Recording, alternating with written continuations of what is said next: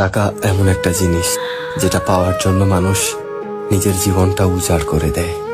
মানুষ বলে যে টাকায় সবকিছু হয় না, কিন্তু সত্যি তো এটাই যে বর্তমানে টাকা ছাড়া মানুষের কোনো অস্তিত্ব নেই। হাসপাতালের অসুস্থ মানুষটা জীবনে বাঁচা মরার সাথে লড়াই করে চলেছে, কিন্তু ডাক্তারের প্রথম কথা হলো যে আগে টাকা জমা করুন, তারপরে চিকিৎসা হবে। স্কুলে পড়লে টাকা, কলেজে শিক্ষা নিতে গেলেও টাকা, আর চাকরিতে সম্মান টাকার কাছে হার মেনে যায়। কোথাও গেলে টাকাটাই সবার আগে দরকার হয়। টাকা থাকলে মানুষ মানুষকে মানুষ ভাবে।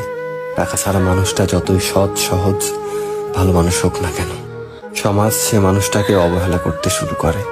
বাস্তবতা তো এটাই যে টাকা শুধু দরকারই হয় না, আজকাল মানুষের সব থেকে বেশি প্রয়োজনীয় জিনিস হয়ে উঠেছে। টাকা আছে সেই ঠিক, সেই সব থেকে সম্মানী ব্যক্তি এবং সম্মানের যোগ্য।